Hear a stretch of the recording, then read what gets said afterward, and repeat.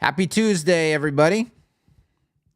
Let's see who's here. We have another edition of WDD Live. John, welcome. Mike, Tony, Jamie is in the house. Derek, Andrea, Kareem. Good to see you, Kareem. Mike, Casey, remember, R-E-member. That's interesting. Okay. Ruben, Yadira, Steve, Marcel, Pavel, is that how you say it? D123, good to see you.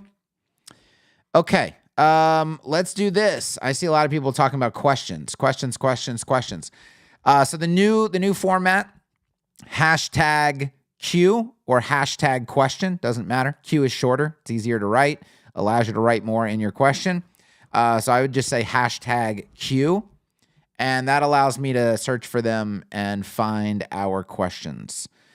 And then that also allows you, by the way, to ask questions at any point in time. If you're new here, what we do on WDD Live, typically, it is a variety show, so we could be doing something, different every week. But for the most part, what we do are in-depth web design critiques. We talk about everything that makes a website successful. From copy to SEO to UI to UX to the DOM, which is why it's called Web Design for Dummies. We look at accessibility. We look at code quality. We look at everything. Now, we do look at things in a certain order.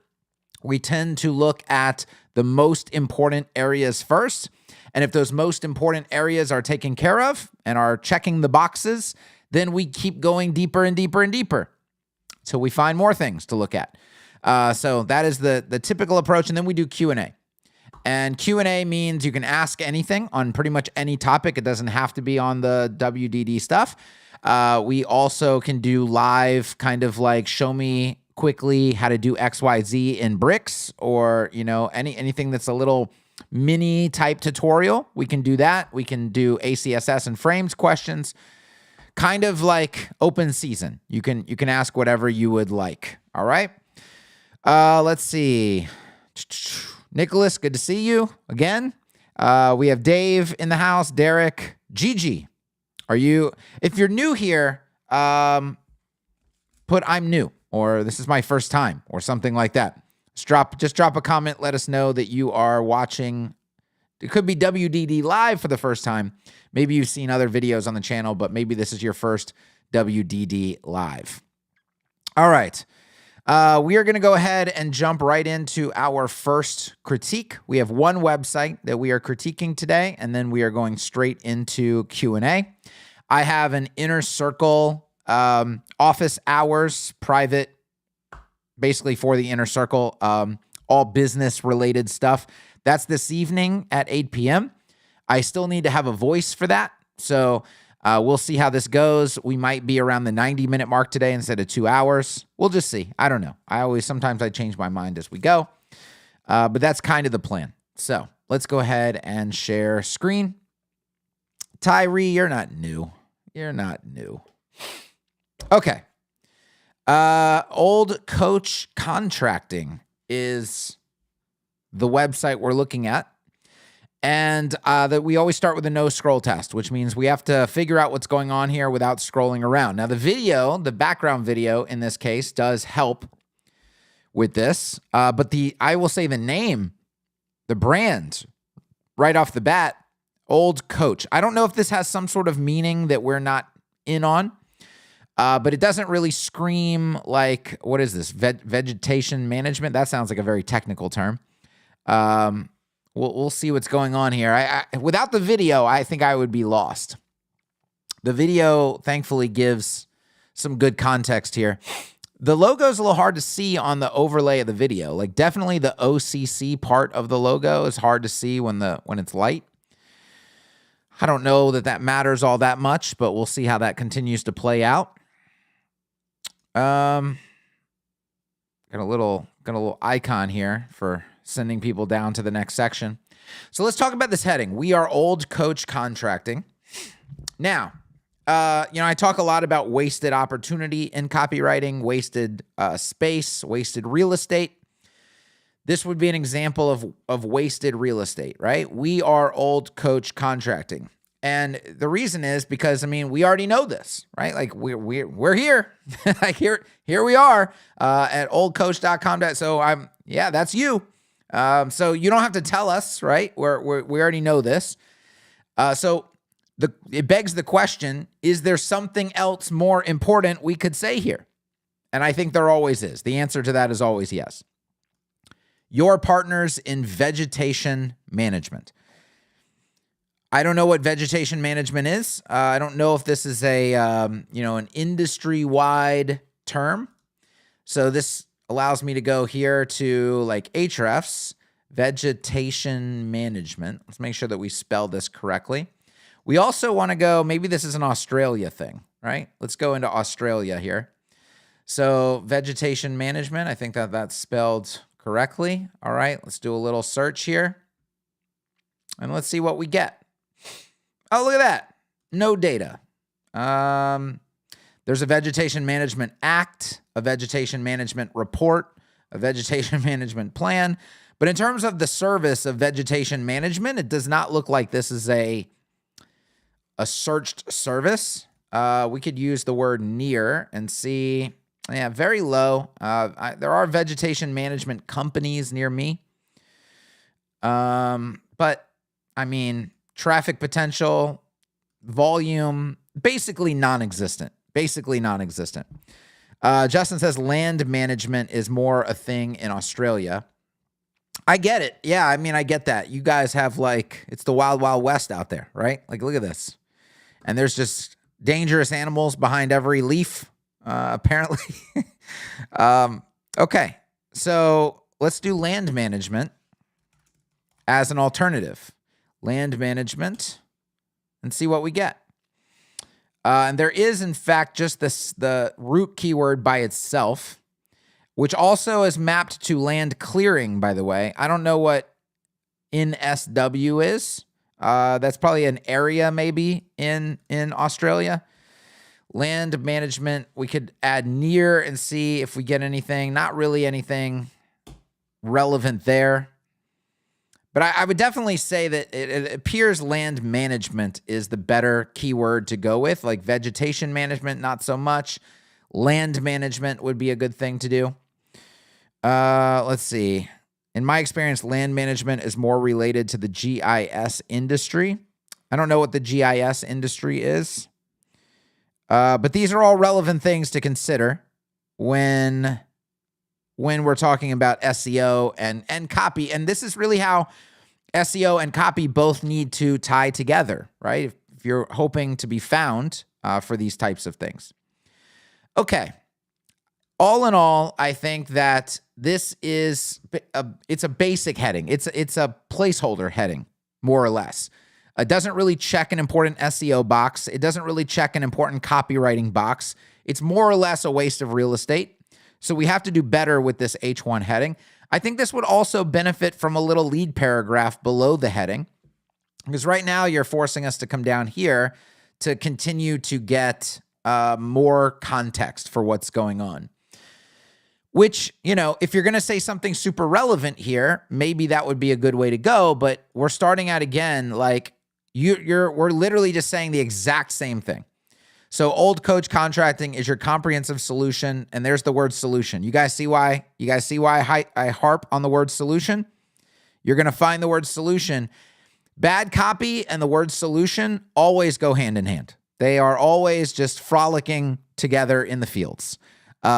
This is just, right? It's uninspired. It's uninspired terms for vegetation management and land care. So this is just another way. It's like, all right, if we had to rewrite this and say the exact same thing, what would we do? Well, we would do this right here.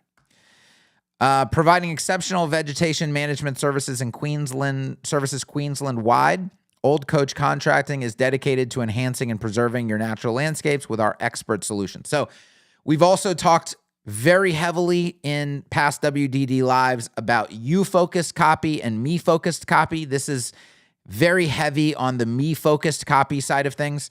There's an obsession with the brand name. Old Coach Contracting, Old Coach Contracting, Old Coach Contracting. Okay, it's almost like sites are trying to optimize for their own name, which you don't need to optimize for because you're already going to own your own name in terms of SEO.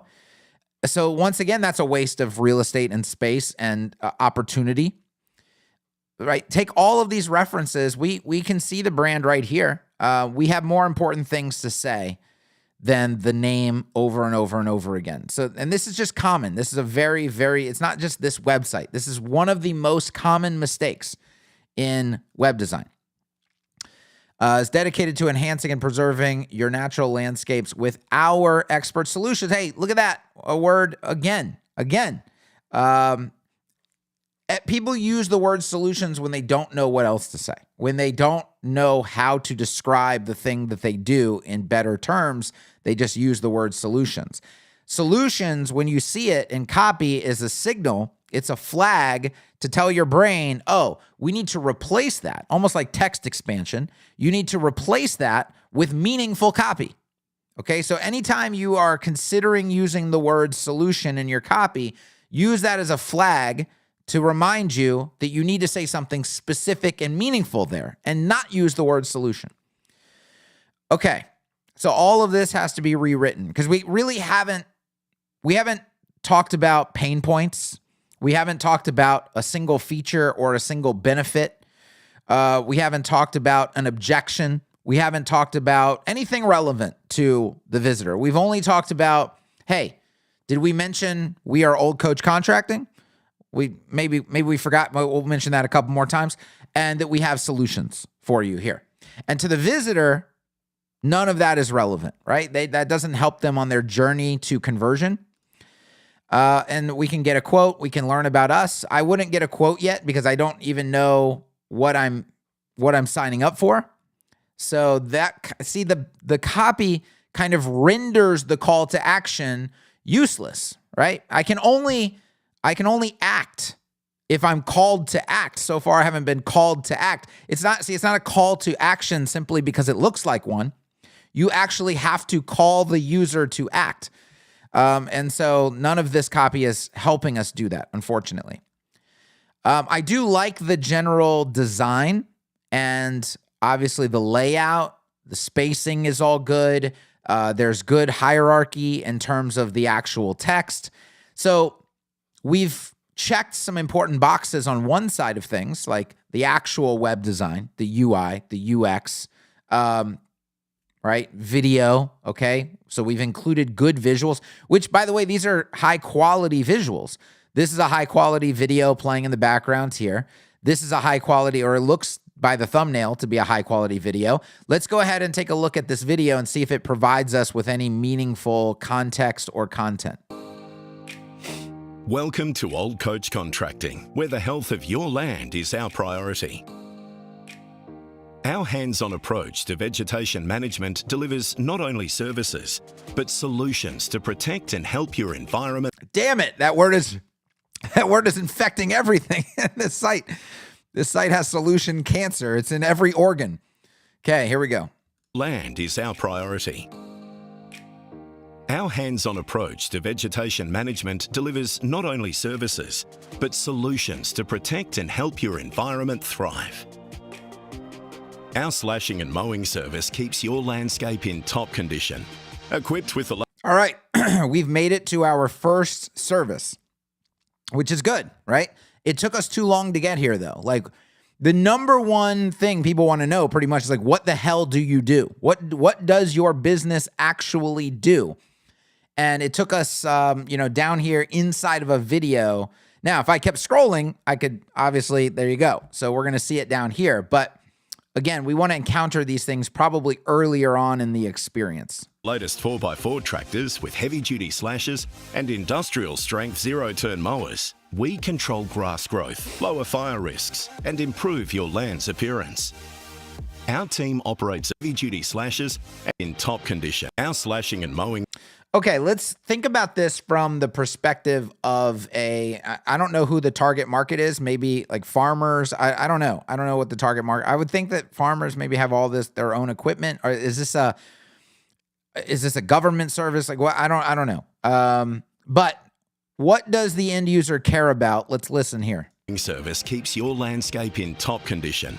Equipped with the latest 4x4 tractors with heavy-duty slashers and industrial-strength zero-turn mowers. So it's a focus on the technical features of this equipment rather than the outcomes of the service, right? What are the outcomes of the service? That's probably what they care about more than the technical features of the equipment used during the service. Now, again, I don't even know who the client is, okay? I don't know who this is for.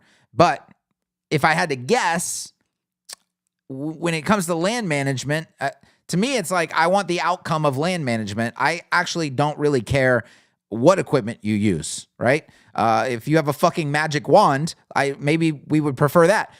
I just care, like, can you do the thing that I want you to do, right? So if the video focuses too much on technical aspects of the equipment, it's probably not serving the visitor all that much. We control grass growth, lower fire risks, and improve your land's appearance. Our team operates effectively, guaranteeing thorough and high-quality work across your property. Weeds can threaten the balance of your ecosystem. So we have weed control and spraying as Our a second weed control service. and spraying experts use precise methods to manage invasive species, weeds and weed infestations. Detailed maps and reports guide us, and effective trails are free from contaminants is no barrier. Our mobile fleet is equipped for remote projects, allowing us to stay on site for your land to critical infrastructure and be confident that our protect your landscape. Okay, so overall, like the quality of the video is fantastic, right? It was obviously shot by somebody who knows video production, and the voiceover is very high quality, and it's a good pace, and there's good action in the video, and so has kind of all of the things that you would want it to have. You know, I mentioned a couple things about the technical focus, but, you know, we'll let that slide. Overall, it's a good video. I mean, there's many ways you can go with a video, right? This would be a safe, like, conservative approach to video production for a service like this. You could also get, you know, like a little bit outlandish with it if you wanted to. Like, this is not going to grab anybody's attention, really, but it communicates the things that you want to communicate. Okay. This word vegetation management, I'm wondering, like, was this just brainstormed, or did they have some data that I don't have in terms of, like, why vegetation management? Because I can see it, the pattern of, we are going to use this term, vegetation management. That is the term. We're not even going to use alternative terms like that mean the same thing. We are just going to use that one term over and over and over again. I would like to know why that decision was made. Old coach contract, and there we go again. Gotta make sure we know what the brand name is.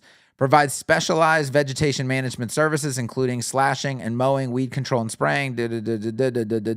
Our tailored solutions are designed to maintain and enhance the health and appearance of your land.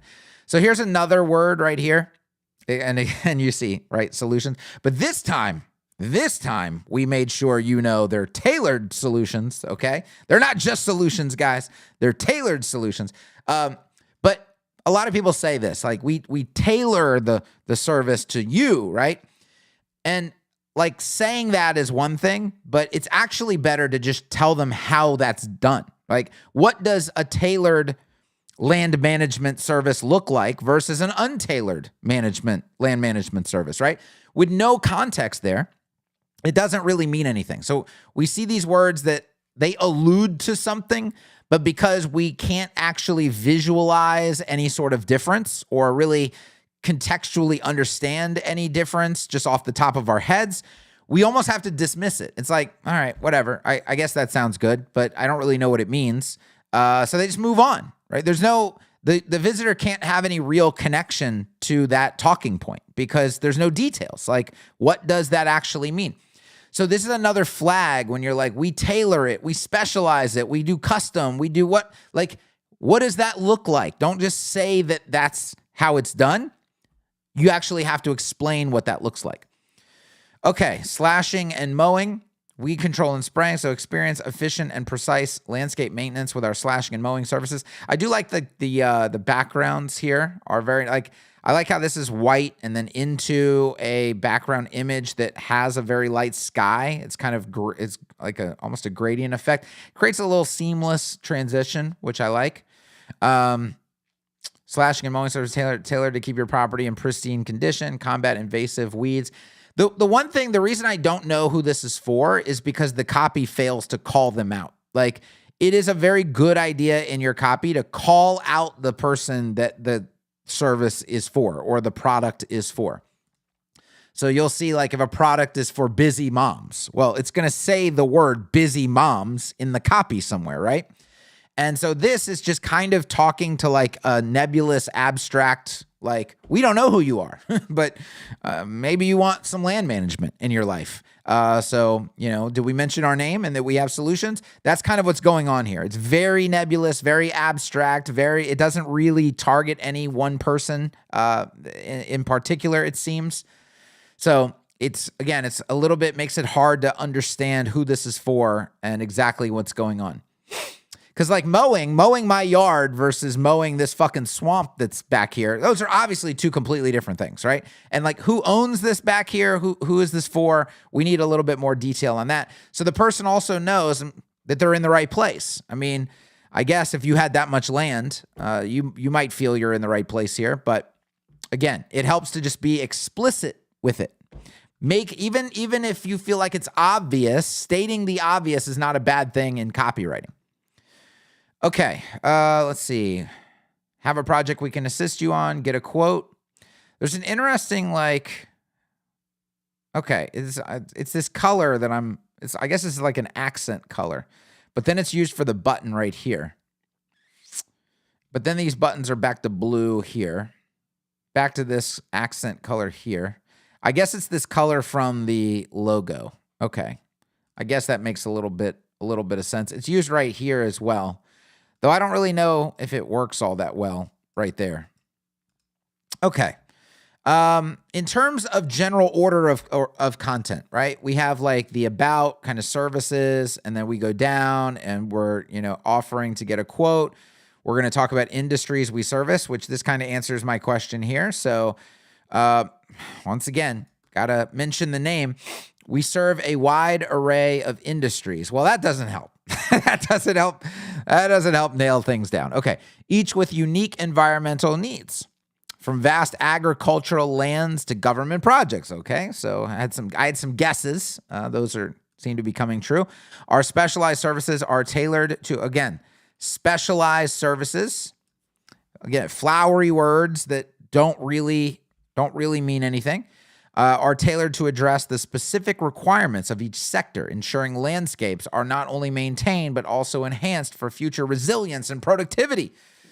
Woo, that is a mouthful. This is, if we're grading the copy, this is typical corporate placeholder copy. It's like, we have to fill space, so we need a lot of words. And, it's like, those words don't even necessarily need to really say anything. I need to check the box of, does this website have copy? Because it'd be super awkward if it didn't have copy. So we needed to have copy. What copy do you have for? Well, we've got this copy. Or, well, that copy, I guess we'll have to do. And that you end up with this. That's kind of the process, right? It's not really a honed in, we really know the thoughts and feelings of the target market, and we're dialed in and we're really speaking to those things. This is just basic corporate placeholder copy. You'll see this on 80% of corporate websites. And that's what we have to try to move beyond, right? And I've said this before in terms of process. I feel like a lot of web design agencies, a lot of web designers and freelancers, copy is the last thing on their mind. A lot of people get copy from clients, which we've already talked about is the worst place you can probably get copy from. And it's just an afterthought. And it's a box that people want to check as quickly as possible when it's actually the most important part of the website, which is why we always look at it first. Okay, equipment and insurances. Our commitment at Old Coach Contracting is backed by top tier equipment. See? It's always like flowery language with no specifics, and comprehensive insurances. Let me give you an example. If every land management company in Australia has this equipment right here, I guess that's what we're looking at. So if everybody has that equipment, you don't need to say jack shit about your equipment. Don't say anything about your equipment because everybody has it, okay? It's not a thing we need to talk about because it's not important. They could go to the competitor B, C, D, E, and F, and they're going to get the exact same thing. Certainly don't say it's like top tier or, whatever other words were used up top. You just don't even need to talk about it. Now, if you have equipment that nobody else has, and it allows you to do tasks that they're not capable of doing, now you talk about your equipment. And you don't just say top tier equipment at that point. What do you say? You say, well, we have X, Y, Z, and it allows you to do A, B, C. And by the way, nobody else has this. Okay, so if you have this problem, this specific X problem, we have this specific Y thing that solves that. This makes sense to just do business with us because you can't go anywhere else to get this problem solved. That's when you talk about it. But if you have the same thing as everybody else, you don't need to talk about it because you're not saying anything that anybody else can't say. And so we have talked about that before on WDD Live as well, is like you need to make sure that things that are similar between you and your competitors, it's a waste of an opportunity. Now, what I think one problem people run into is they're like, well, there's nothing we do that's really unique. I mean, yeah, all competitors do stuff like we do it. Okay, that's a business problem, right? So if you're, and I tell my clients this all the time when we're in copywriting brainstorming sessions, and I'm like trying to draw it out of my clients. I'm like, guys, what do you do different? What do you do different? What is the unique selling proposition? This is marketing 101. You have to have a unique selling proposition. What is unique about what you do? And they're like, well, we kind of do this. I'm like, that's not unique enough. That's like a little slight difference between you and them, right? And so what sometimes it boils down to is the hard reality that, guys, you're not doing anything unique. You're not doing anything meaningful that other people aren't doing. So we need to shift like your business focus. Your process needs to change, or your tooling needs to change, or something needs to change, or your personality. You need more personality in what you guys are doing. Something's got to be different. If you don't have anything to say that's different from other people, you have a failing business model. You can't market that thing. So and it sometimes unveils that quite large problem. But then guess what you become? You went from web designer to business consultant. You are highlighting a very large issue that could very well end their company at some point, because a company that really can't stand out and can't do anything differently is not a company that's going to be around for very long. So it's very valuable to bring this kind of stuff up. Now, a lot of times they are doing stuff different, but they obfuscate that. They hide that behind words like solutions and top tier and custom and this and that, and they just have a problem articulating it. If that's the case, that's why we need to avoid those words and those descriptions and help them articulate their differences. So yeah, this is number one problem with this website right here. Because like I said, there's not a UI problem. There's not a UX problem. I mean, look, this is look how clean and easy the navigation is. It's not like they have a giant mega menu that I'm lost in and I'm like, all right, well, that's an obvious UX problem. There's no UX problems. There's no UI problems here. The colors are all fine. The design is all fine. The biggest problem with the website is the copy. The copy is going to make or break this website. Now, can you get conversions with bad copy? For sure. I mean, if all your competitors suck too, then they're choosing between some bad options and they're go with whatever one resonates with them. But the first person in that industry that stands out with really, really good copy, strong copy, that they're going to start getting the lion's share of the conversions. Okay, so you see this as an opportunity. It's like, I don't want to be in a pool where everybody's awful. I just want to be great. Okay, and you continue to make it better and better and better. So the number one focus on this website right now should be revamping all the copy. okay? You got to deep dive into what are the, like, I want specific details of problems that land management has, okay? And I think I remember back. Let's talk about maybe one specific thing. I don't know anything about land management, okay? But I do remember not too long ago that like Australia was on fire or something, okay? So there was a bunch of wildfires. I don't know if that has anything to do with this, but if it does, okay, that's an area of specificity that we can actually hone in on, right? And you can put into your copy. Now, there could be other similarly related problems.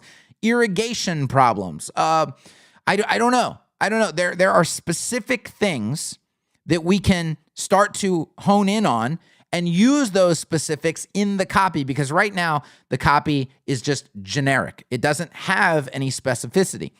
Then we have to look at things like capabilities, okay? Is this company able to go into places, okay, the bush, as they say, right, that other companies may not be able to access? I don't know. This is why you have to have workshops with your clients, and you have to go through all this stuff and pull this out of them.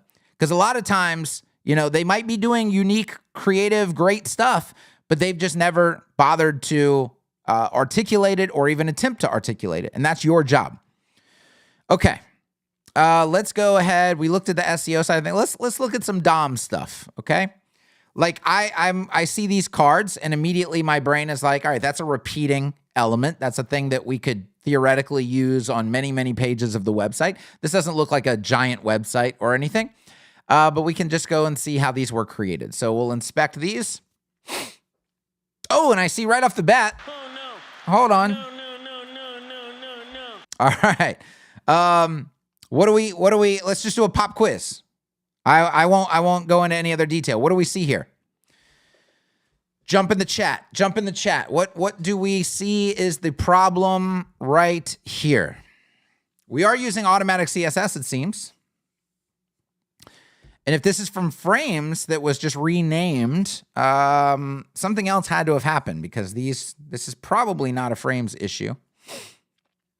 Yeah, there you go. The no LI. So you have a UL with divs inside of it, which is a HTML violation. So those need to be LI elements inside of that UL. But we do have global classes, okay, feature card head, body, okay, so these are, we're using BIM, all correct there. Okay, so everything else looks to be in proper order. Let's see how these are tabbed through. Because one thing I'm seeing, okay, there you go. So, see? Uh-oh. Okay, hold on. Do we have two links going to the same place? So we have a link on the heading, and then we have, slashing and mowing. So this is an accessibility violation. You don't want, you can't have two links going to the same location in the same element. So this learn more really needs to be like a dummy. Probably make the entire card clickable with clickable parent. You can use focus parent on that if you want to, or just leave this heading as the real link, but remove the link here. At that point, just remove the learn more. If you're not going to make the entire card clickable, just remove the learn more. You can put this little arrow indicator after the heading if you want to. That helps indicate that this is actually a clickable link. There's a bunch of different ways to tackle this, but what you can't do is you can't put two links in the same card to the same place. So that, because in accessibility land, right, you're forcing people to go through what should be 4 links. You're forcing them to go through 8 links, and they're all going to the same place. So it doesn't really help them whatsoever. Now we can see how this is announced. So we're going to see an announcement issue most likely as well. Voiceover on Chrome. Old Coach Contracting. Main toolbar. Leaving DevTools. Entering Old Coach Contracting web content. Visited. Link. Play. Toggle. Visited. Level 2. Link. Slashing and mowing. List 4 items. Visited. Link. Learn more. Level 2. Link. Weed control and spraying. Link. Learn more. Level 2. Link. Weed GPS mapping and voiceover off. So you see how it announces this as the link to slashing and mowing, which gives me context of what I'm about to click on. But the next time I hit tab, it says link, learn more, and doesn't tell me what I'm about to learn more about or where I'm about to go. And so this, again, we talk about flags, like the word solution is a flag. When you see the words learn more or generic anchor text, that should be an accessibility flag. Like, was there an ARIA label added? Where is the additional context? Is there hidden accessibility text that we can't see? That should be a flag to check that area for accessibility, because that's going to be most often a violation, right? And we see here that it is a violation. Okay. So let's go down here. Industries. Let's go to a different page. See what's going on here. Services. See what a service page looks like. Okay. Slashing and mowing. Clean Hero. I'm assuming this is your H1 up here, and this would be your H2. Okay. Good. Are there cards on this? Is this all one section? Let's check on that. Okay, we have our hero up here. Okay, that's correct. We have a section for slashing and mowing services with service details, maintenance plans, our difference. Is this an H2? Yep, okay, good. Is this a section with an H2? It is. What about this down here? This looks a little suspect. We've got a div bricks template section right into a list. Okay. I don't know what's going on here, but this is a violation, because so when you have a section element like this, you have to have a heading, right? And so we're not seeing a heading H2 level except for what's in here. But this now, see, that's a paragraph. What is this? Also a paragraph. So the things that look like headings are actually paragraphs. So we need a heading in this section, because I actually don't know what this section is for.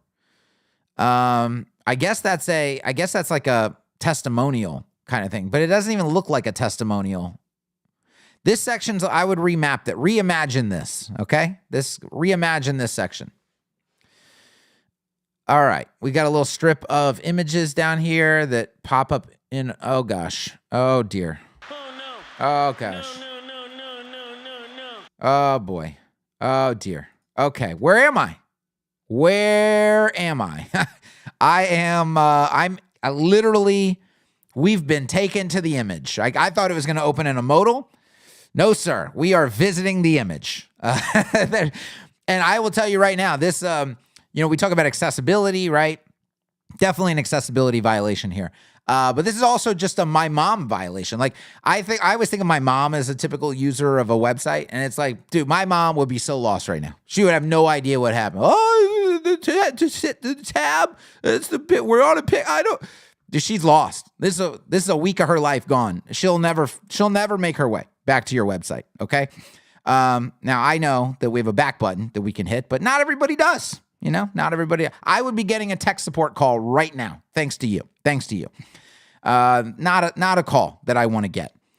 So I don't know what's going on here, or whether this is like maybe a bricks gallery something, or I think there's opens and a modal by default though. But this is a definite problem right here that needs to be resolved. Okay. What else do we need to look at here? Services are all going to be the same template, I guess. Let's meet the team. The old coach team. Okay. Good photography. This is probably the best part of this site, aside from clean UI, UX, is just the videography and photography work. And the fact that we're going to hit on probably the most important, we have deal breakers and we have deal makers, right? The deal maker of this website that you won't see on many agricultural websites is the focus on people. I can see people, smiling, friendly looking people. And that makes a big difference, okay? If there are 4 land management companies, let's put the copy aside, right? Let's say they all have kind of generic corporate filler copy, right? But one of them has photography like this, where I'm like, oh my God, those are the people that I'm going to be working with. Those look like some fine people I'd like to do business with. That's it. That could be the whole decision point right there. It's like I went to these other sites. I didn't see who they were. It just seemed like some faceless company. But this site, I see people. They're smiling. They're in red shirts. There's like a brand color thing going on here. I like their hats. I like these people. There are so many people that just make decisions based on that kind of emotion. And you can win a lot of people just from having photography and video like this. That's it. That can be the difference maker right there. So in terms of something that this site really has going for it, that's one of those things right there. Okay, let's see.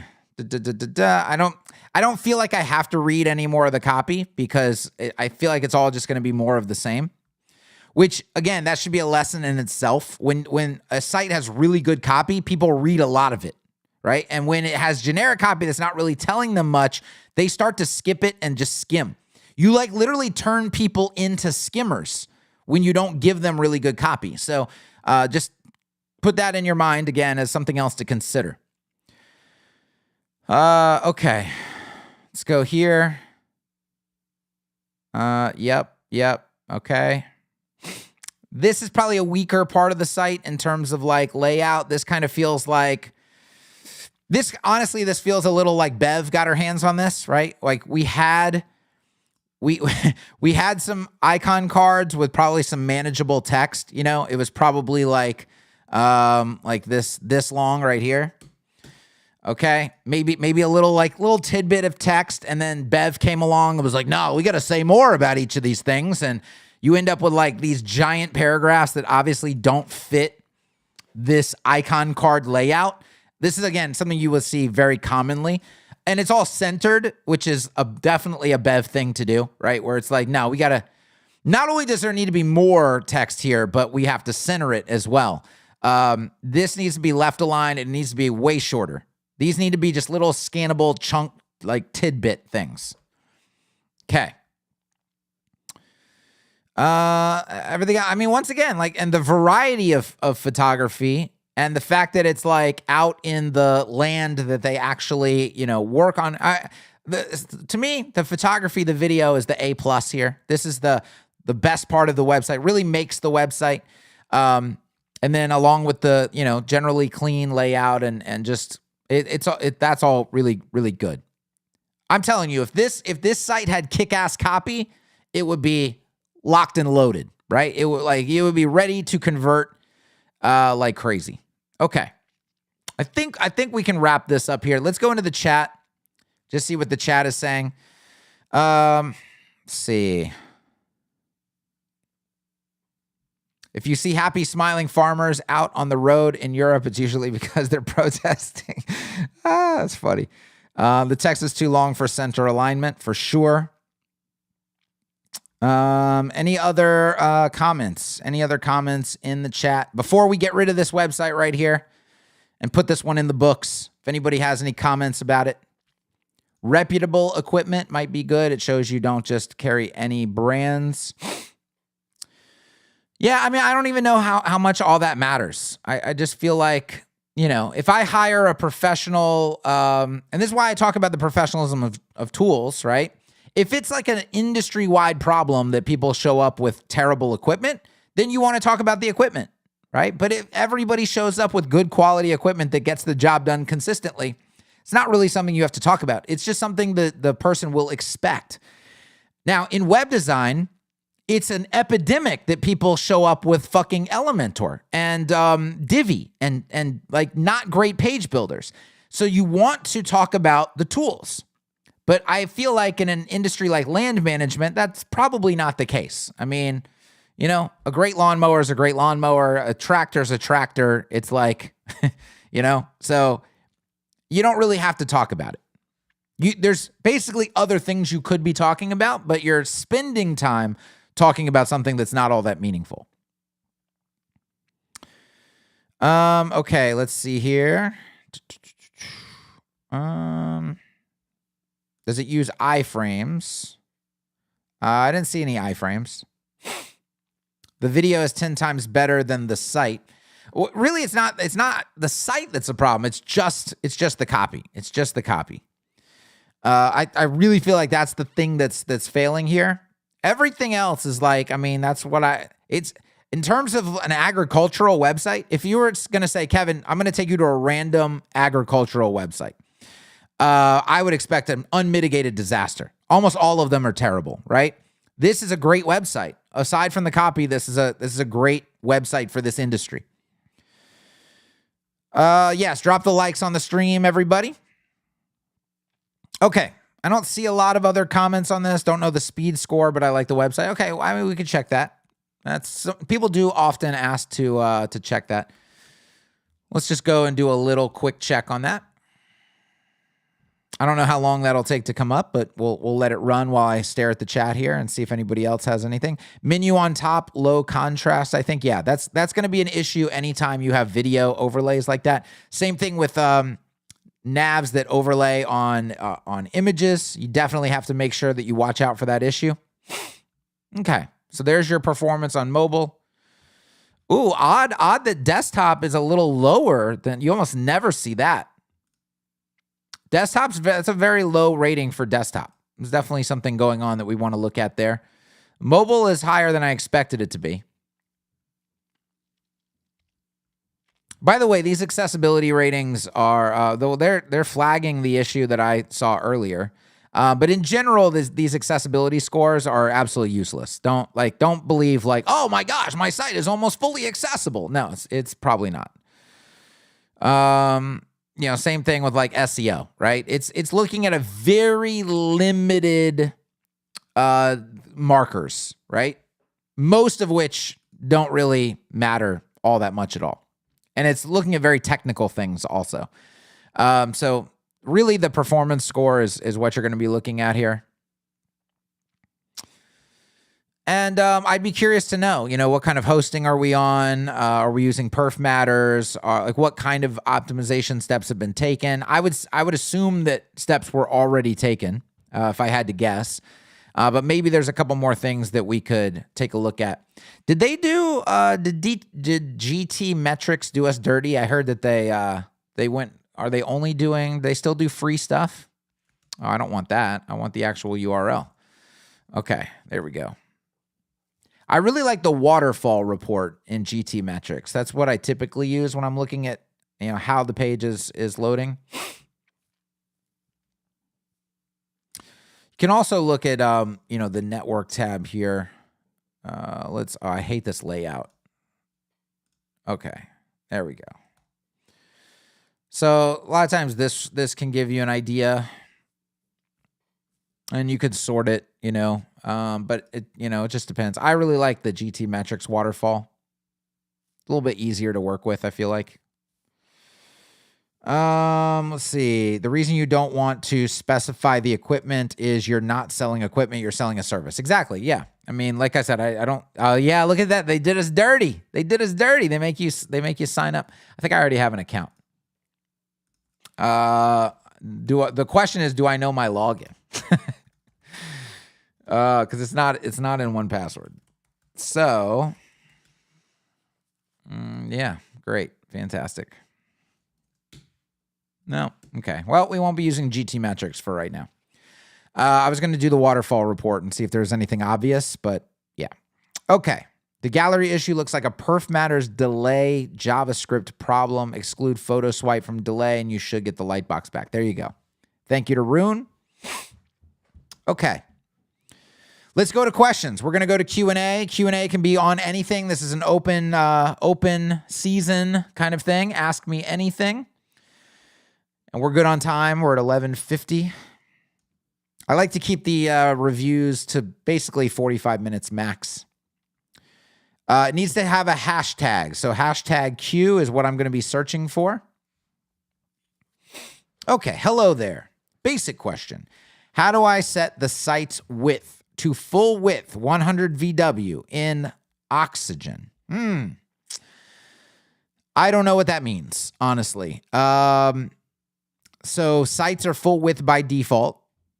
Content is going to go edge to edge. So I need more context as to what you're asking. Do you have any recommendations for outsourcing design? And yeah, I mean, find designers that you trust. They're all over the place. There's lots of them. So find a designer that does quality work that you trust. You can find them in Facebook groups. You can find them in Figma groups. You can find them in the inner circle. You can find them lots of places. But you need to have like 2 or 3 designers, because if one's sick or super busy or whatever, you can hop to another one.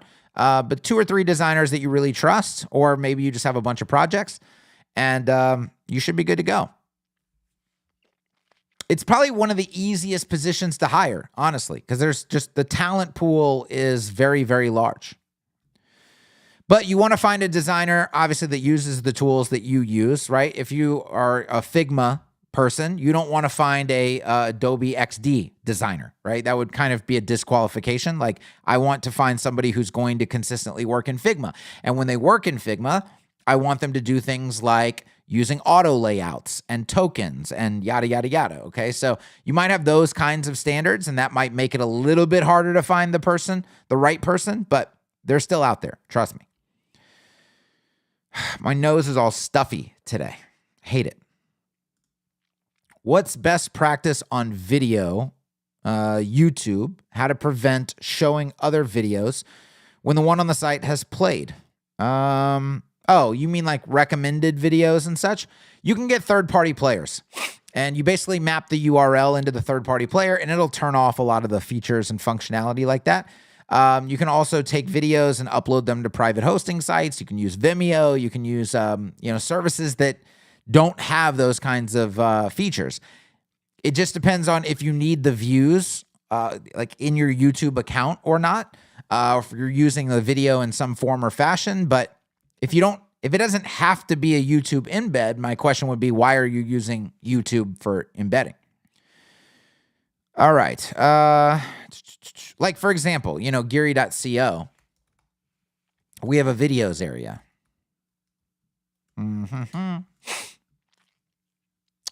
And so, I use the YouTube embed. Now, why do I use the YouTube embed? Well, it's already there, and I don't care if there's recommended videos at the end, and I want the view counts to apply. So there are reasons why I use the YouTube embed here. But there are other times, not the dashboard. I don't want to be on the dashboard. Thank you. There are other times where I use Vimeo. This is a Vimeo video, right? Because this is not a YouTube thing. And I don't care about YouTube views, and I don't want recommendations at the end, and I want other features that Vimeo gives me, right? So it's about choosing the proper host for the videos a lot of times. That will solve, a lot of the immediate problems. How far 3.0 beta team is? Any chance one can be added or sign up for it? We'll keep looking in the IC. So we're doing a private alpha team, and then we're going to do a public beta. So when the beta is actually available, that will be available to everybody. And I think the alpha team is just going to basically be kind of a hand-picked team based on certain factors. It might only be 8 to 10 people. We'll see. But yeah. Okay. When you check accessibility, are you using an extension or a built-in feature of Chrome? There's a couple ways that I start out doing it. One is Sitebulb. So Sitebulb has an accessibility part of their crawler. So I'll usually use that. I will use some web assistant, either extensions or apps. I used to use Polypane to help with various things. It depends on what I'm checking. But then, honestly, a lot of it just has to be checked manually too.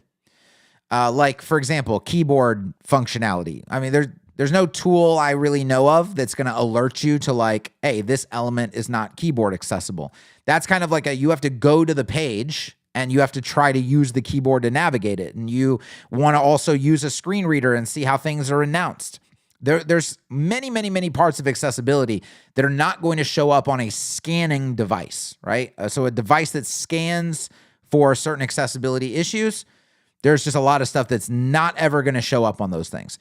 This is why accessibility audits are expensive, because it requires hands-on eyes on, ears on analysis of pretty much every page of the website. Is using the same design template for individual service pages bad? No. You can do it either way. You can use a template. You can not use a template. You can design them all individually and make them all unique, or you can create them all with the same template. It really depends on what you're trying to accomplish, what you're trying to say, what kinds of services they are, what kinds of products that they are. So there's obviously things to consider, but no, there's no like, oh, that's bad, don't do that, right? You could absolutely template service pages for sure.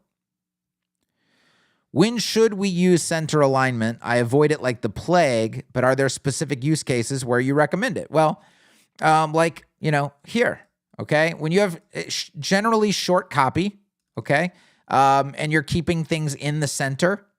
Now, on mobile, I think if we check, why am I not able to Shift Command I?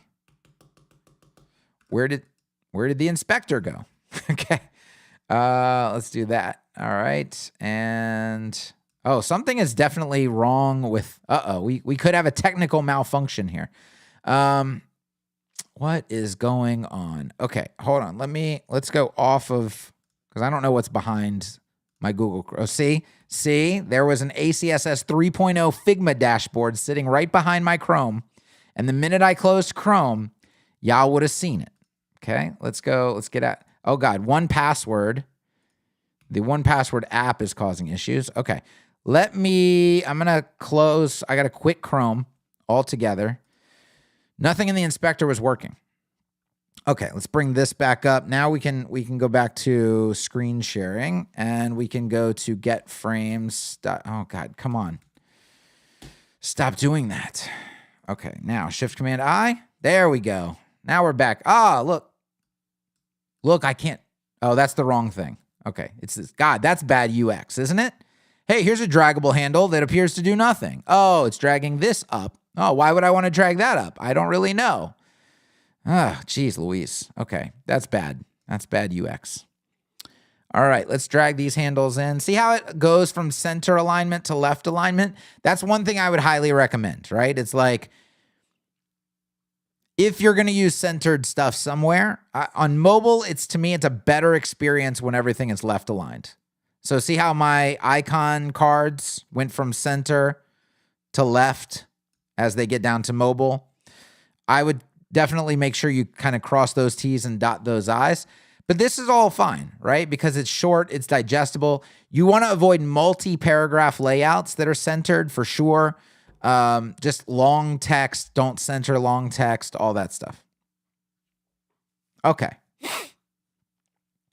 How can you assign a single class to all elements in a blog? For instance, if you want all images to utilize the breakout class from ACSS, a demonstration would be appreciated. How can you assign a single class to all elements in a blog? Well, so SK for this, you actually need to stop using breakout, okay? Because you're right. There's no programmatic way to apply breakout unless you know the CSS for breakout. Now, there will be a way to programmatically apply breakout in Automatic CSS 3.0 with a feature that we're adding, but I still wouldn't go that approach because now you have content grid, right? So maybe it's in here. Okay, that obviously does nothing. Let's try, this is my February install. Let's try my January install. Let's see if there's a blog post template in that. I know one of them has a blog post template.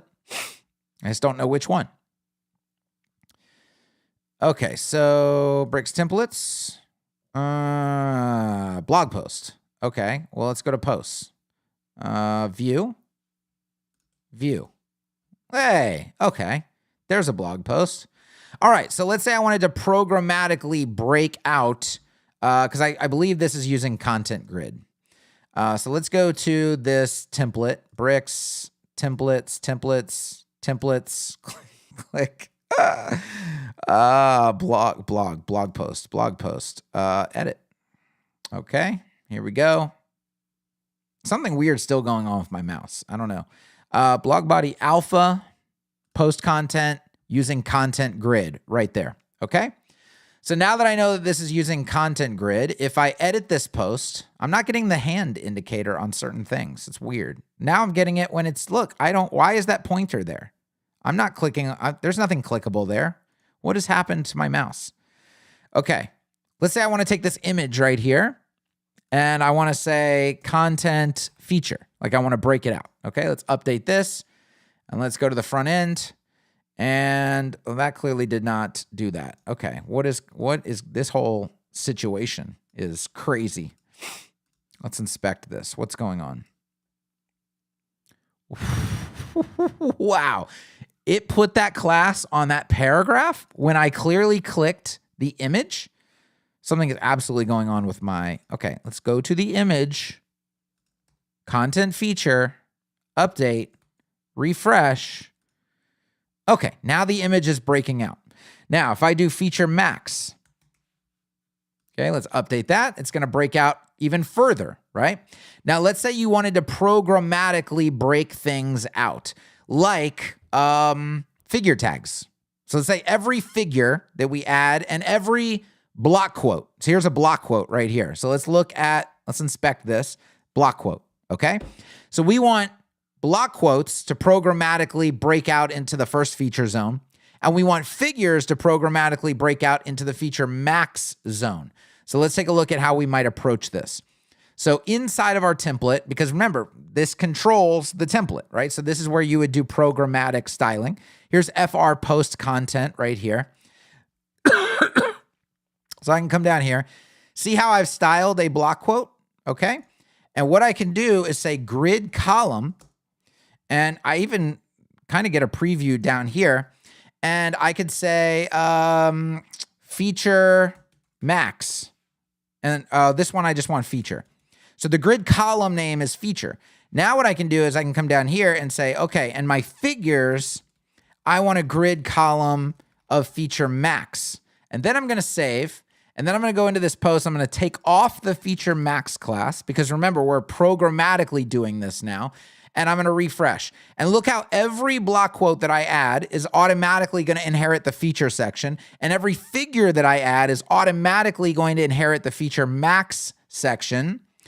And look, so now down here, what this gallery has done, because that's a figure, all right? So yeah, now this is not a figure. So that's not breaking out. That's just a div with figures inside of it. And those figures can't bust out of the div that they're in. So you could come down here onto this gallery kind of thing. I was just playing around with stacks and rows and stuff like that just to see what limitations were here. But you could just do this one. So content, feature max like that if you wanted to break it out. But yeah, I would stop using breakouts. You want to use content grid. You want to start using these assignments of feature or feature max or full width. That's another thing you can do, full width. You can even do starts and ends with these. I've shown a lot of stuff with content grid, but that was an example of programmatically doing it with like targeting an element and then assigning it to its grid column of wherever you want it to be. Which you can't do with the breakout classes, unless you know how the breakout classes are done, because then you have to write the custom CSS for them. Okay, hopefully that answers your question. How is BJJ going? Sore muscles yet? I'm pretty much back in action. It's the cardio's coming back. Not too sore. It's good. How did you accomplish the images lightbox inside ACSS docs? Okay. I don't even know what you're talking about, but we're going to go find out.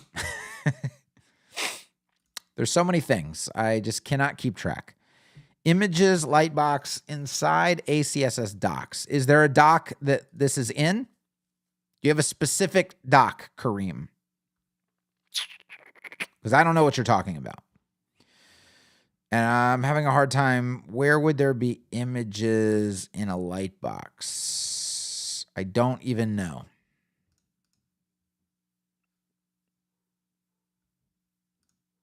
Oh, this.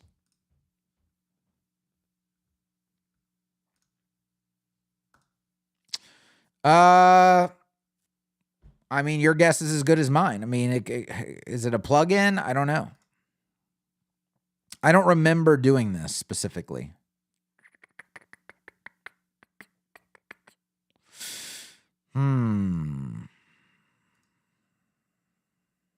Yeah, I don't know. I don't know. I don't remember doing that specifically. So I'm not sure. Sorry. Can't answer that one. How do I get started on bricks just from Elementor? That's it. You just get started for sure. You do page building 101. So go to YouTube, page building 101. Watch that. Do some of those tutorials alongside me. You will get the hang of it in no time. What are your thoughts on high level? I don't like all-in-one apps, and it's from what I've gathered from people who use it, it's kind of a lot of 80% features where it's like the last 20% that's rather important is kind of missing or not there or buggy or whatever. And so I just don't like the concept of all-in-one apps. And I feel like if that app ever goes down, like your entire business has gone down, like literally everything. There's pros and cons to compartmentalization, right? Where I have ConvertKit is my email list and my website's on WordPress and I have this over here. Well, with high level, it's like my website's on high level, my email's on high level, my CRM's on high level, my everything's on high level. And so when high level goes down, it's like, fuck, there goes my entire business, right? If my website goes down, I can still email people with ConvertKit. I still have a CRM over here. I have a billing system over here. It's like, only a piece is down. But with all your eggs are in one basket with something like high level. It's very uncomfortable. So I don't like it from that perspective. Best hosting for brick sites. I'm on GridPane. I recommend GridPane. I really like GridPane, which is not hosting per se, but it's the centralized management for all the things that are going on with your hosting. Will there be a second chance to buy frames for Figma LTD? I don't know. I got to talk to Tommy about that, but it should be back fairly soon. We're working on all the, the website for it, the infrastructure, all of that. There's a lot of things to do. Explanation about the 100 VW question. In Oxygen, you have general page settings where you can define page width, but I can put only pixel values. I'd like to be VW or percentage. Should I solve this with CSS?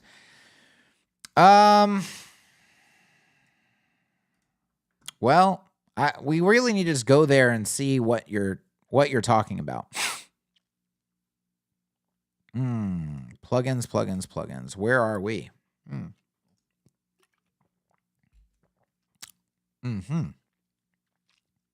Okay.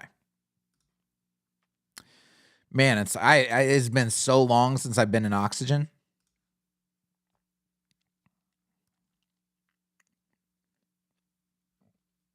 Okay. I think you're talking about settings, global styles, width and breakpoints right here. Yeah, I mean, so let's compare and contrast, right?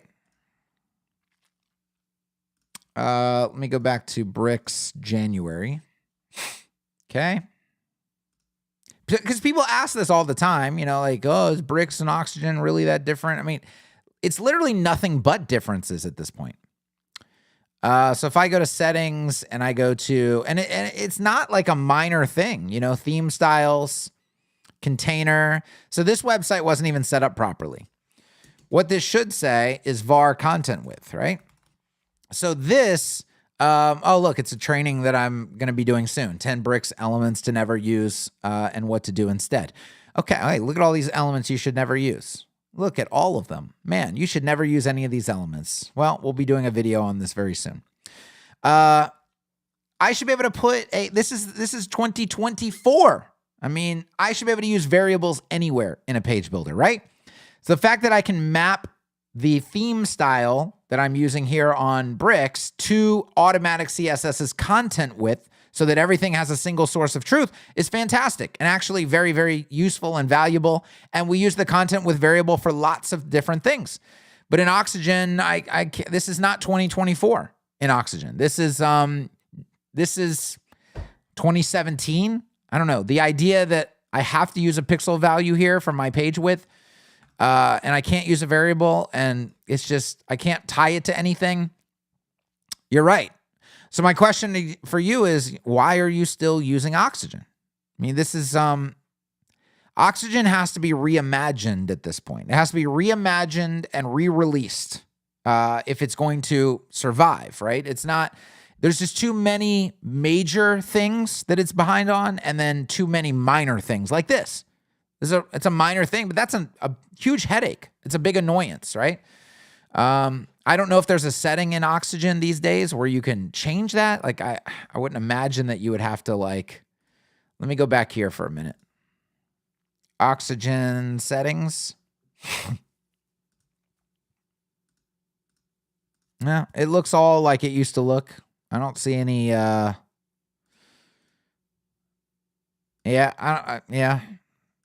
Nah, it's like, I don't know. It needs to be reimagined and re-released, in my opinion. Okay, building a site now for a service provider. I can use a CPT for services, but they currently have them as child pages of the service page. Is there an SEO benefit of one approach over the other?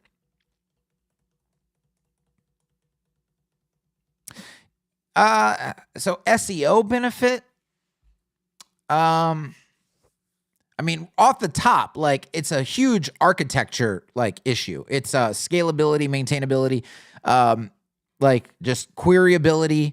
It's a pain in the ass, honestly. And it's messy, right? You're putting everything in a junk drawer. You're not using WordPress as a content management system. But SEO wise, if we take a look at how this might play out. So you say they have a page called services. And then what they do is they add a new page, and this is like service number 1.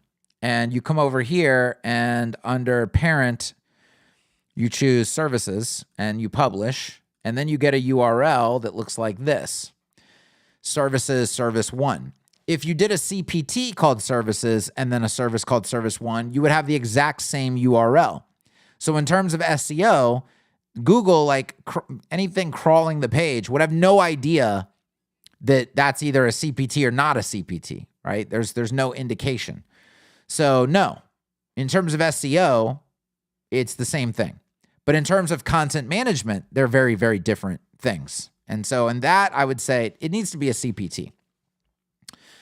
Plus, I mean, bidirectional relationships, for example. How are you going to relate, let's say, services to locations, or services to people who perform those services, team members that perform those services? In those kinds of contexts, you're now losing the ability to do relationships and, easy querying and things like that. That's why it needs to be a CPT. There's a lot of buzz going on about a plugin called Gutenbricks. Have you tried it? Brings Bricks elements to Gutenberg. I haven't tried it yet. I'm a little busy, but I will probably try it, sooner rather than later. Is it possible to organize folders for plugins that are not initially supported in Happy Files? I don't know. If it's not supported by Happy Files, then I would probably say no. But also, I mean, is there a reason to organize plugins? I mean, plugins are plugins. How many do you have? Do you have like 70 plugins? My stack, my stack's getting very small. My stack is getting very, very small. I'm gonna be redoing my blueprint video, and it's getting very small. WP Codebox might not be in it soon. WP Grid Builder might not be in it soon. If Bricks can get their faceting to the next level. Yeah, maybe. Yeah, this is getting very thin, which is good. Really, really, really good. Okay. Dude, that blog is running Bricks 1.96. Better pause this session and update immediately. Thankfully, it's a local install, so I don't think anybody's going to be getting at it.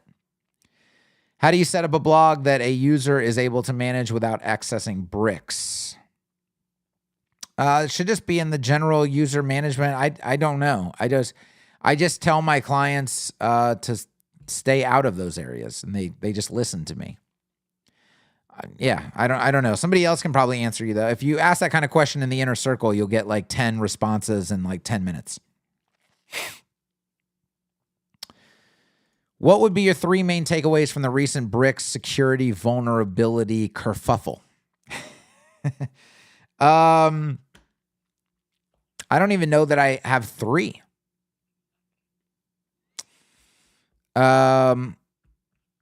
The main one would be like, a few other people asked me what my general thoughts were. I was like, I don't know why people are surprised.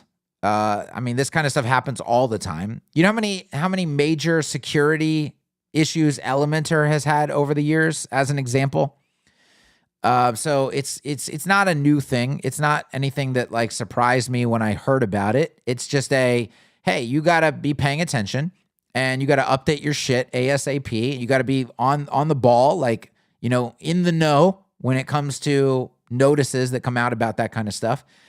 Now, when it comes to like how it's announced, I think there's a debate over whether it should be quietly implemented or loudly implemented. But in this particular case, I don't know that it matters all that much because according to the timeline, it was exploited 2 days before it was announced. So it was already in the process of which I also, I don't, to me, it's a little suspect. Now, I don't know all the technical details, okay? But if I had to guess, that vulnerability has been there since the code block was implemented in BRICS. And I don't know what version that was in, but it was a long-ass time ago. So the idea that it was revealed plus both exploited within 48 hours when it's literally been sitting there for months and months and months, if not years, seems a little, I feel like the timeline might be off a little bit, okay, if we were going to investigate that. And let me switch over to, because I'm in search, so I don't know what the comments are even saying right now. Okay. Yeah. Okay. Nobody's really talking about it in the comments. So yeah, I maybe it's better to release quietly, but then you're in a situation where it's like, how do you really get people to update? Which I jokingly said, just put it in the back to top button update, and because it's got like a gazillion votes for that feature, and so many people would be like, that's the thing I've been waiting for. They would update immediately for sure. Can't get enough back to top buttons, I guess. So yeah, I don't know. Cello says it seems that the infection in BRICS was due to the use of the eval function. Dave says that's a bit harsh. I don't know what Dave is referring to though. The blueprint video will be released in 2025. It actually hasn't, I don't even know if it's been a year since the last one. I was going to record another one, but then I was like, it hasn't even been a year since the other one. So I don't want to do, you can't do too many of them. Let's see. And quickly was affected, potentially some WP related stuff affected. Yeah, I don't think we've seen the extent of it. I think there's other builders out there that it will be revealed that they have the same vulnerabilities. Now, whether they update those quietly, here's the thing too about the reaction people had to the issue in BRICS. People saying like, I'm never using BRICS again. I can't trust BRICS, amateur hour, yada, yada, yada. Okay, well, guess what? Other builders who identify a similar issue, you know what they're going to not do? They're not going to fucking announce it. They're going to probably try their best to quietly patch it up and just hope it doesn't become a problem. And so to me, it's almost like, do you want to know there's a problem or do you want to not know there's a problem brewing? And if you have those kind of reactions to the BRICS announcement, you're going to force other page builders, or you're going to encourage them, I guess, to not really make public announcements because they don't want the backlash. So I think we should all acknowledge that this is just a thing. security and security breaches is just a thing that happens in this industry with tools like this. And we just have to hope that the developer communicates effectively, patches quickly, and that we all are around to update our shit. And then put any other security measures in place that we can possibly put in place. That's the best you can ask for. Yeah, I mean, if security vulnerabilities give you the heebie-jeebies, okay, or cause you to lose sleep at night, you should be as far away from the WordPress ecosystem as you can possibly get, right? I mean, this is the wild, wild west. I mean, there's a whole plugin directory of half-vetted plugins, right? That people are just willy-nilly installing on all these websites. These things all have security vulnerabilities in them.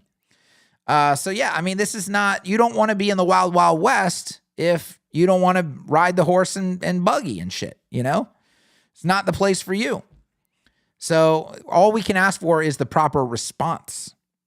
And I think we got the proper response from Bricks. And as Justin says, right? Always trust the business that isn't afraid to publicly eat shit for the safety of its customers. Okay, let me hop back into, we got about 10 more minutes, and then we're going to hop back into questions here. Or I should say 4 questions. We have about 10 more minutes. All right, let's find them, find where I was in the list. Are you thinking about creating a new pricing table for frames? I remember you mentioned how tricky it can be and that it's not exactly your favorite thing to work on. We just released them. We just released some. 2 of them, in fact. Let's go to Get Frames IO. I'll just go to the front end here. So here's one of them. Pricing grid mic, pricing section mic, which is a very intricate one. It doesn't look intricate, but it is intricate because that little indicator back there is a sliding indicator. And then we released this one, pricing tabs kilo, which is a tabs-based pricing section, very modern. And so, yeah, I mean, there's 2 very recent releases of pricing tables. Okay. Let's see. Were your sites impacted by Brick's security issue? We had one old client site that was impacted. No other sites impacted. Let's see here. I'm looking into getting Metabox LTD, which is a little pricey. I know you're back to ACF. Do you think Metabox is still a good investment? I mean, I wrote an article on why I switched. I think people can use either one. But I strongly recommend ACF at this point. But I think people can use either one. Is there a way to style the top section of the frame UI style guide? Mine is currently dark blue. Yeah, you should be able to just change the color. And quickly was affected, potentially some WP. Okay, we already saw that one. I've not found your video tutorial on filtering bidirectional relationships using pods and bricks. Do you have one? I've never used pods in my life, so highly unlikely that there will be a pods filtering video. But that's something to ask probably in the inner circle or the pods group or wherever. Will there be a way to manage multiple color palettes with ACSS in V3? I like the consistency for one color palette ACSS provides out of the box, but I'd like to have more color palettes with ACSS. I don't know what you mean by palettes, like combinations of colors, imports, exports, presets. I think there's a lot of ways to interpret that. In terms of willy-nilly adding a gazillion colors, no. It's not really... And, you know, I've written about this casually, but I'll probably do an official write-up on, and anybody who's really used like a framework, like uses a framework in a framework sense, like it's not, you lose the benefits of the framework when the framework stops being a framework, when it's like a completely open-ended, unlimited thing unlimited flexibility. It stops being a framework, and it causes tremendous problems project to project to project. And it causes tremendous problems from an ecosystem standpoint. When you're talking about third-party design sets or creating layouts even for your own local library, you can't even share those across different projects if things change from project to project. And it violates the concept of new things that we're talking about in ACSS, like contextual utilities, right? So, there's a lot to talk about and a lot to break down.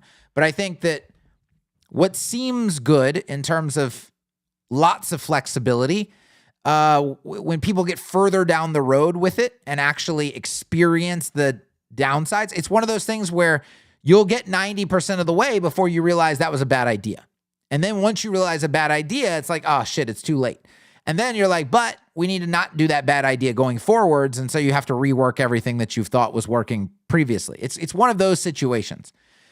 So it's just, you have to, I think, rely on experience of others to be like, it's not a great idea. It's not a great idea to have unlimited, open-ended, fully flexible utilities, colors, all of that stuff. This is a case where it is actually far better to create a construct that does, in a way, seemingly confine you, but that confinement actually is what creates all of the consistency and maintainability and the ease of going between project to project and things like that.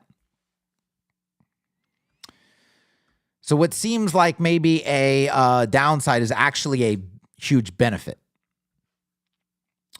Okay, let's see. Thoughts on offering affiliate portal to boost our web design sales? If so, recommended affiliate software. Thinking of SureCart has one, I think. Yeah, I would. I'm very big on the SureCart ecosystem. All right, we got like 3 questions left, and then we got to get out of here. In the pricing examples for online marketing plans, you mentioned content outlines. What does content outline mean? This doesn't include full articles, right? How much would you charge for an article? Good question. I'm going to do a video. Actually, it's slated for this month on on-page optimization for article-based content. And that's going to start with the SEO research for the article. It's going to show the outlining process of the article. And then it will show the written article and the formatting and the rest of the on-page stuff, title tag, meta description, links, formatting of text, internal, external, yada, yada, yadas. That's slated for this month in the inner circle. So that should answer that exact question for you. We have a potential client in a very specific niche, search volumes of 10, also no near me. How to set up a market plan. Seems SEO and SEA don't make sense. Advertise based on demographics. Yeah, if SEO is not playing out in terms of like good potential, then absolutely you've got to divert those funds to a different channel. SEO is not for every website. So I can't really answer because there's so many potential avenues to go down that I would just need to know about the client. Like what is their industry? What do they do? Who do they serve? And then the answers will reveal themselves at that point. Do you have a physical office for your agency? Hell no. No. It's fully remote. Yes. How do you manage it? I want to know the possibilities, difficulties of being fully remote. Well, I did a Basecamp walkthrough in the inner circle, so I would recommend watching that first. But no, I see no reason to. I don't know why really any agency has a physical location in this day and age. I don't know. There's some local agencies in my area who have physical locations and they're in like retail shopping centers. And I'm like, what are you doing in there exactly? Like, you just like, you're not getting foot traffic. It's not like a random person, like a couple is in for fucking ice cream next door. And then they see you and they're like, you know what we need? We need a website. Like, when does that ever happen? Probably never. Like if you're an actual retail shop, it makes sense to be in a retail location because then, people that do go to the ice cream shop might want to come over here and buy your clothes or shoes or whatever else that you sell, right? Why is a web design agency in a retail shopping center? That's never made sense to me. If you need to meet with clients physically, go to them, right? I'll hop on a plane and go meet a client, but they might not even be in my city, first of all, right? So that's a thing. Or, how many clients do need to meet in person these days? For my local clients, I've got a variety of co-working spaces that we can go to, coffee shops that we can go to. I've got in the co-working spaces, I can rent conference rooms if it's more than one person, sorry. Very often when I'm meeting with a bunch of people at a company, it's in their boardroom. It's not in a third-party location. I just have never found a need for it. It's tremendous overhead that's not needed. And then, you're having a team, then your whole team has to be local to even use it. So that's another limitation. I just see it as like a giant weight around your ankle that you would have to drag around everywhere. Like being remote is so freeing in terms of who I can hire, where they can be situated, where I can meet my clients, where my clients can meet me. And then I don't have the costs. I can invest that in other areas. The other day you did working with Kevin pretty late. It was around 1 a.m. here. You plan on having another working with Kevin session a little bit earlier, if possible, of course. Yeah. We need to do another co-working with Kevin session. Maybe not this week because I'm absolutely slammed, but next week I do look a little bit more open. I've got a brand new artist I've been listening to. We do music. We listen to music and co-working with Kevin, and so excited to put him on. Let's maybe I can put one on the schedule right now. Let's do. So Tuesdays is maybe next Wednesday, the 28th. I have jujitsu. I'll be back around 2 p.m. So what time zone are you in? Let's see if we can make it work for you. If it was around like 3 p.m. Eastern, would that work? So Calisthenics Ireland. I guess that means you're in Ireland. World Time Buddy. I like a little World Time Buddy. So let's go with Ireland. I don't know. I'm just going to choose Dublin. And then let's do Atlanta. Okay, there you go. 3 p.m. would be 10 a.m. No, 3 p.m. here would be 8 p.m. for you. Could be getting a little late. Would that be a problem or would that be okay? Maybe you like that. Maybe you got your wine, you're like, hey, this is a perfect time for co-working with Kevin. Maybe we'll do that. I'll just assume that that's the case. Let me put this on my calendar. So we'll do 3 p.m. co-working with Kevin. I'll go ahead and post that. Yes, continue adding, add anyway. Good. Okay. I will post that in the inner circle and we'll get that on the schedule. All right, last question. Let's do a final call. Yeah, he says he can do 8 p.m. for sure. Okay, good. That'll be a good matchup then. Events page question. Is it possible to have an events CPT and also a webinars CPT and a tours CPT and then populate one single events calendar pulling from multiple CPTs with date fields? Yes. So what you would want to do in that case is actually a good question. So off the top, what I would probably recommend doing is a post type called events. That is the overarching, because a webinar and a tour, well, is a tour an event? That depends on what you're considering to be a tour and maybe some details to discuss there. But if I was going to try to do this, I would try to make everything an event and then use a taxonomy for this is a webinar type of event, this is a tour type of event, this is what was the other thing that you said? Yeah, I guess webinars and tours. Maybe those are the only two categories. And then you just have one loop that loops through all events.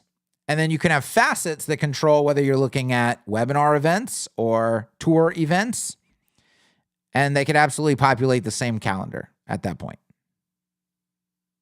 That's how I would approach it first. Now, if you tell me, oh, well, tours are not really events. But you have webinars and tours. If those are the only two things, I would say, why do you need an event CPT? You have a webinar CPT. You have a tour CPT. You can query both of those things for sure. And then you could probably facetize them as well. So I think you could do it either way. But if you're going to go the events route, I would do taxonomies. Okay.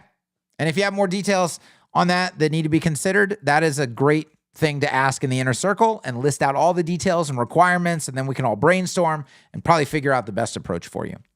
All right, I'm going to call it a day. That's going to be it for this stream. Again, I have to save my voice for the inner circle office hours that are happening this evening. Thank you guys for being here. I hope you got a lot of value out of this one. We'll be back again very soon, every single Tuesday at 11 a.m. Eastern. Love you guys. I'm out. Peace.